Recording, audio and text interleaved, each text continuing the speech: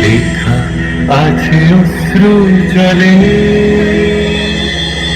9 September 1915 ইংরেজদের সঙ্গে সম্মুখ সমরের স্বাধীনতা ছিনিয়ে নিতে অস্ত্র আনার পরিকল্পনা করেন যতীন্দ্রনাথ মুখোপাধ্যায়।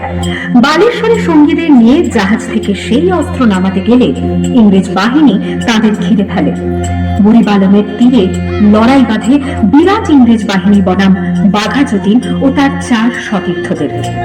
এককালে শুধু ভোজালি হাতে যিনি বাঘ মেরেছিলেন, সেই বীর সেদিন লুটিয়ে পড়লেন। আমি হাসি হাসি দেখবে ভারতবাসী, ও মা হাসি হাসি পড়ব ফাঁসি দেখবে ভারতবাসী। একবার বিদায় দে মা, ঘুরে আসি। 18 এপ্রিল 1918 মাস্টারদা সূর্য সেন ও তার 65 জন শিষ্য মিলে পরিকল্পনা করে চট্টগ্রামে ব্রিটিশ পুলিশের অস্ত্রাগার লুট করেন এবং তারপরে লুকিয়ে আশ্রয় নেন জালালাবাদ পাহাড়ে। এর 4 দিন পর ব্রিটিশ বাহিনী খুঁজে বার করে মাস্টারদা ও তার সঙ্গীদের। সেদিনের অস্তমিত সূর্য ছিল সূর্য সেনের রক্তের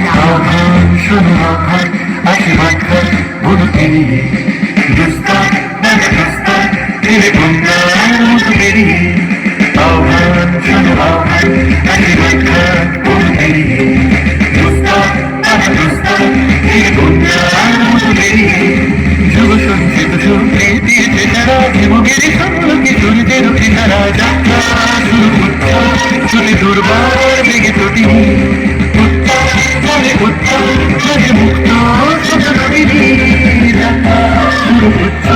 শুনে দুর্বার বেগে প্রতি মুক্ত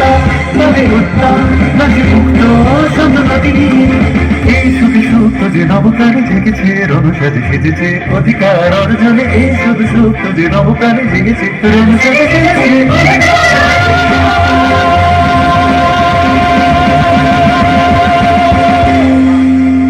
8 ডিসেম্বর 1930 বিনয় বসু, বাদল গুপ্ত, দীনেশ গুপ্ত সাহেবী পোশাকে ট্যাক্সি থেকে এসে নামলেন রাইটার্স বিল্ডিং এর সামনে।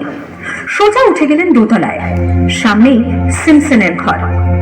দ্বাররক্ষীকে ঠেলে ঢুকে গেলেন ভেতরে। বন্দুকের আওয়াজে গর্জে উঠল রাইটার্স। লুটিয়ে পড়লেন সিমসন। এরপর রাইটার্স বিল্ডিং এর অলিন্দ বারবার গর্জে উঠল বিপ্লবীদের গুলির শব্দে। তারপর টেগার্ড সাহেব তার বাহিনী নিয়ে ঘিরে ফেললেন বিনয়, বাদল, দীনেশকে।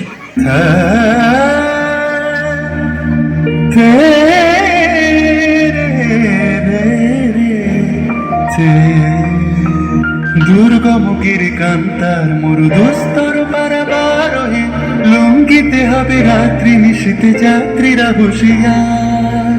24 সেপ্টেম্বর 1932 মাস্টারদা সূর্য সেনের মন্ত্রে দীক্ষিত প্রীতিলতা ওয়াদেদার 15 জন সশস্ত্র বিপ্লবীকে নিয়ে পাহাড়তলি ইউরোপিয়ান ক্লাব আক্রমণ করে আগুন ধরিয়ে দিলেন।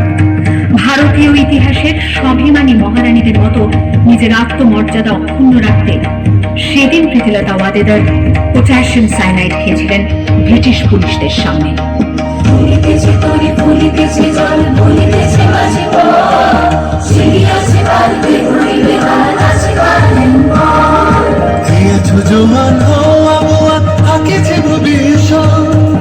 তুফান ভারী দিতে হবে, পারি নিতে হবে তোরি পা। দুর্গমুখীর কান্তার মরুদস্তর পারাবার হয়ে লঙ্ঘিতে হবে রাত্রি নিশীতে যাত্রীরা হুঁশিয়ার। 29 সেপ্টেম্বর 1942 তমলুকের মাটিতে কয়েক হাজার ভারতীয়কে নিয়ে যিনি পুলিশ স্টেশন ঘেরাও করার লক্ষ্যে হেঁটেছিলেন, সেই 70 মাতঙ্গিনী হাজরা পুলিশের নির্মম গুলিচালনা ও লাঠিচার্জ সত্ত্বেও তার হাতের পতাকাটি মাটিতে লুটোতে দেননি। আর ঠিক তার পরের বছর 1943-এর 30 ডিসেম্বর জাপান সরকারের অধীনে থাকা আন্দামান দ্বীপ সেদিন হস্তান্তর করা হলো ইন্ডিয়ান ন্যাশনাল আর্মিকে। পোর্ট ব্লেয়ারের মাঠে তিরঙ্গা পতাকা তুললেন সুভাষচন্দ্র। এটাই স্বাধীন ভারতের মাটিতে প্রথম তেরঙ্গা ঝান্ডা। সিরাজউদ্দৌলা। আইএনএর commander in chief Subhash Chandra Bose হলেন ভারত, যাকে স্বীকৃতি দিয়েছিল 18টি দেশ।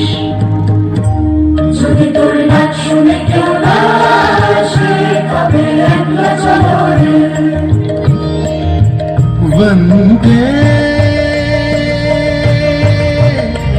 मा